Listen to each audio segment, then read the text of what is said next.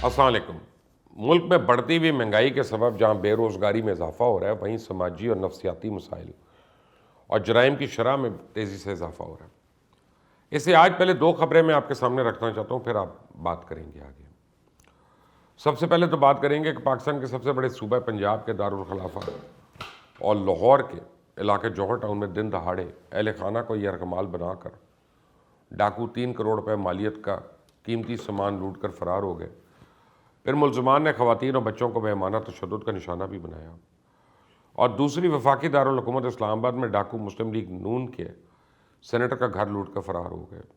डकैती की वारदात इस्लामाबाद के पौश इलाके F10 में वाक़ सेनेटर नुज़रत आमिर के घर हुई और यहाँ भी नामालूम अफराद मुसल्लह अफराद ने असले की नोक पे अहल खाना को यरगमाल बनाया। दरअसल PTI ने हकीकी तब्दीली ये बर्पा की है, पूरे मुल्क में डकैतियाँ मामूल हो गई हैं और अब तो हर कोई इंतज़ार कर रहा है कि अल्लाह ना करे बट हमारी बारी कब आए। ये उस्मान बुज़दार और इमरान खान की अनथक मेहनत और कोशिशों का फल है जो उन्होंने पुलिस में तबादले किए कि महकमा पुलिस सिर्फ ट्रांसफ़र और पोस्टिंग का इदारा बन के रह गया। इस बार मुल्क में लॉ एंड ऑर्डर की सूरत हाल कैसे ठीक रह सकती थी। इस वक्त स्ट्रीट क्राइम तो इस हद तक बढ़ चुका है कि अवाम कानों को हाथ लगा रहे हैं और बस एक ही दुआ करें, या अल्लाह इन नाअहल हुक्मरानों से जान छुड़ा दे, क्योंकि अवाम जान गए कि इनके हिस्से में सिर्फ डबल एक्स महंगाई, एल इख्तियार, बेहिसी और खाली खुली दावे और वादों के सिवा कुछ भी नहीं है। मसाइल को हल करने के लिए इनके तरीक़ों पर गौर फरमाएं। महंगाई हो गई है तो शरह सूद बढ़ा दो, तजारती खसारे को कम करना है, रुपए को गिरा दो, अवामी फलाह बहबूद पे खर्चना है तो आलमी इदारों से कर्जा ले लो, टैक्स लगाना है तो ऐसे लगाओ कि मुराद याफ्ता तबके का बाल भी बीका ना हो। तहरीक इंसाफ वो सब काम करिए जिससे अशराफिया को फ़ायदा पहुँचे, लेकिन इसरार यह है कि NRO नहीं देना और अवाम मज़ीद सब्र करें। महंगाई और बेरोज़गारी की चक्की में पिसते अवाम के शब रोज़ तल्ख हो चुके हैं।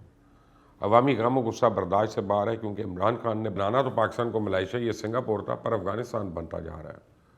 बल्कि कुछ तो कहते हैं उससे भी बुरा हाल है, क्योंकि महंगाई की शरह माने या ना माने पाकिस्तान में अफ़गानिस्तान से आगे है। और वैसे जब रियासत अपनी माली और मालियाती खुद मुख्तारी IMF के पास रहन रखने पर मजबूर हो जाए तो अंदाज़ा लगा लें कौन लोग इस मुल्क पर मुसलत हो चुके हैं। फिर हुकूमती वज़रा का वतीरा तो बन गया कि वो आकर अपनी हर नाकामी को माजी के हुक्मरानों पर डालकर बरी ज़िम्मा हो जाए। मंजन वो ये बेचते हैं कि मुल्क पर दो पार्टियों की कई दहाइयों तक हुकूमत रही, उसके असरात पूरे निज़ाम पे मौजूद हैं, इंतज़ामी खराबियाँ भी उस वजह से अब तब्दीली नहीं आ रही। हालांकि तब्दीली आ रही है, कभी अवाम में ये जाके पूछे तो उनको लग पता जाएगा। वज़ीर ख़ारजा शाह महमूद कुरैशी कहते हैं कौम हमारा साथ दे, जल्द खुशखबरी सुनाएंगे। मैं कहता हूँ क्या ये खुशखबरी कौम के लिए कम है कि वो आटा चीनी और बिजली के बाद गैस की लोड शेडिंग भी बर्दाश्त कर रही है। आप देखें सर्दियाँ आती हैं गैस चली जाती है, गर्मियाँ आती हैं बिजली चली जाती है, कोई वबा फैलती है अद्वियात चली जाती हैं, रमज़ानुल मुबारक का महीना आता है अशियाए खुर्दनोश गायब हो जाती हैं, उनकी कीमतें आसमान पर पहुँच जाती हैं। सच ये है कि जिसको हुकूमत और अमाद अज़र छुटलाते हैं कि पिछले दौर में कुदरती गैस की कमी पूरी करने के लिए कतर से LNG के दरामद के मुआहदे किए गए और मुल्क में बर वक्त इसकी दरामद को यकीन बनाने के साथ साथ पूरे मुल्क में उसकी तरसील का निज़ाम भी कायम किया गया।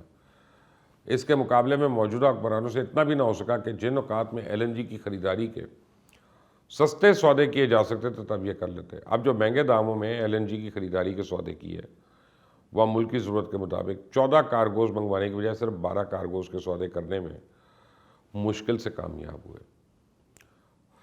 उसका नतीजा यह निकला कि अभी जबकि सर्दियों का पूरी तरह आगाज़ भी नहीं हुआ, मुल्क भर में शदीद गैस की लोड शेडिंग शुरू हो चुकी है और इस वक्त गैस की किल्लत और लोड शेडिंग की वजह से चंद ही दिनों में 300 रुपये से ज़्यादा इजाफे के साथ लकड़ी जो है अब 990 रुपये फ़ी मन फरोख्त हो रही है। गिलगित बल्तिस्तान में चंद रोज़ पहले तक 1700 रुपये मिलने वाला घरेलू सिलेंडर की कीमत 3000 रुपये तक पहुँच गई है। KPK और बलूचिस्तान के बाज़ इलाकों में 24 घंटे में सिर्फ 3 घंटे गैस फराहम की जा रही है और इस दौरान भी प्रेशर इंतहाई कम होता है। फिर देहाती इलाकों में तो सिरे से गैस ही बंद कर दी गई है, यहाँ तक कि इंडस्ट्री भी रो रही है कि गैस नहीं मिल रही। सच तो ये है हुकूमत के पास ना तो कोई विजन है, ना वज़रा को अवामी मसाइल का इदराक है और यही वजह है कि 3 साल में आम आदमी के किसी मसले का हल नहीं हो सका। और फिर बताया जाता है कि इमरान खान को नए पाकिस्तान की तश्कील के लिए कम अज़ कम 10 साल मज़ीद चाहिए, जो कि मेरी नज़र में सिर्फ EVM मशीनों के ज़रिए ही मुमकिन है, वैसे तो नहीं। लिख लें या खुदा न खास्ता अगर अगले 10 साल भी मिल गए तो कप्तान है तो ये कट्टों पे, वच्छों पे, मुर्गियों और अंडों के ज़रिए ही ملک کی معیشت کو پاؤں پہ کھڑا کرنا ہے اور انہی سے سارے قرضے اتار کے IMF پہ لعنت بھیجنی ہے۔